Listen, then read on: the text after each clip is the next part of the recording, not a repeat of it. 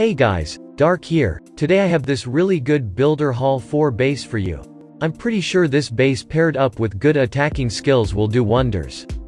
I will be talking more about this base in depth in the base analysis part of the video, which will help you in understanding the ins and outs of the base, and also clear your doubts regarding this base. But before that, I would like to tell you about this app I've been working on for almost a year now. It's called Clash Mentor. It's the ultimate Clash of Clan guide app, where you can create your profile, upload bases. You can download the bases other users have uploaded. There is an attack strategy tab which contains best attack strategies for all major levels of the game.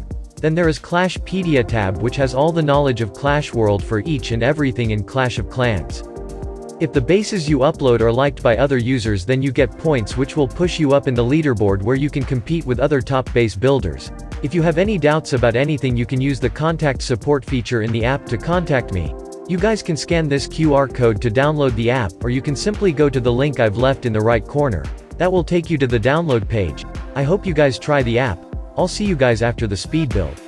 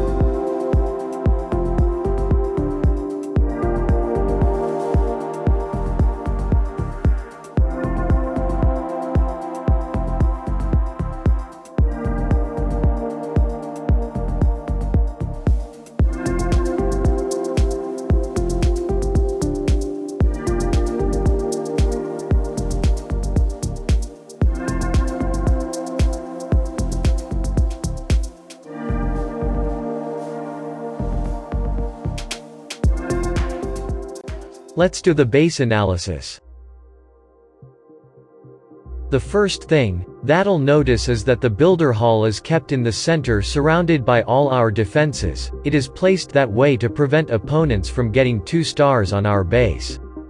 The main feature of the base is these openings. These openings force opponents' troops to go where we want them to go. For example, if opponents drop their giants over there, they won't be going for the wall as per opponent's plan. Instead, they will walk on the predetermined path we've set for them. Either they will go for this top opening or the opening at the bottom. If the opponent's troops go through the bottom opening, then they'll be stuck attacking useless buildings like Clock Tower, Star Laboratory and Army Camps.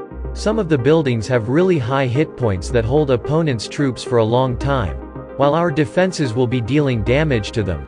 While dealing with those high hit point buildings, opponents will lose a lot of troops count, which is already low in Builder Hall 4. The remaining troops will be taken care by the Crusher that acts as a gatekeeper for the central compartment. So overall the bottom opening is quite safe. Now let's see the top opening. First thing we notice is that this opening is covered by a lot of defenses in its range. So any army that tries to enter the base through this opening will have to deal with a lot of defenses at once. This becomes a hard task since the troop count available at Builder Hall 4 is quite low. Then we placed 2 high hit points buildings at the top to make them act as shield for our defenses. So our defenses get more time to deal more damage. Then we have some mines placed near the entrance of the opening for further protection. So overall, by making these openings, we have limited opponent options as we now have some control where opponents' troops will go. Then we have made certain measures on those openings to make them protected. Now let's talk about the defenses. The cannon and double cannon is placed in a way that their range covers a huge portion of the base, and they help in making the upper part of the base stronger. Then we also have a cannon at the bottom for the protection of bottom region.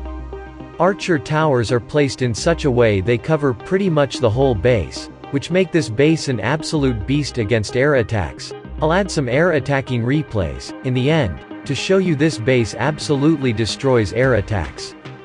Both the firecracker and air bomb are kept at a distance from each other, because those who use baby dragons like to take out both of them together. By placing them at a distance, we're making it harder for opponents to use baby dragons on our base, as even if one gets taken out the other one is still there to protect our base, and they are placed in such a way that the whole base gets covered in their range and no side is left weaker to air attacks.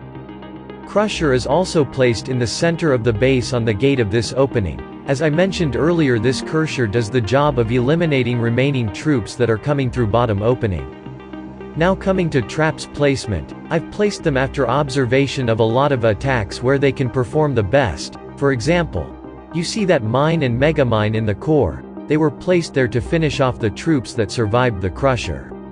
Most of the raids ended right here because of this deadly combo. Then we have some spring traps here, and they're depending upon where opponents' troops were most likely to walk through. I've already explained those two mines at the top to further enhance the protection of top opening. Then we have this Tesla in the bottom that surprises a lot of opponents, as they don't plan for it. This Tesla deals a lot of damage to opponents' troops while they are stuck on these irrelevant buildings. Some of the push traps push troops away from the base, so all opponents' troops don't overpower our defenses at once and our defenses get some additional time to react. Coming to the outer buildings, they are smartly placed at a distance from one another to ruin opponents' funnel, and we have already made use of a lot of high hit points buildings to make them act as shield for our defenses. That's it for the base analysis. Let's head to replays. Now you guys can watch the replays to see how this base actually works in action, and after watching these replays, you can copy this base with the base copy link. I've left a copy link for this base in the card in the right corner of the video, and in the description and the first pinned comment.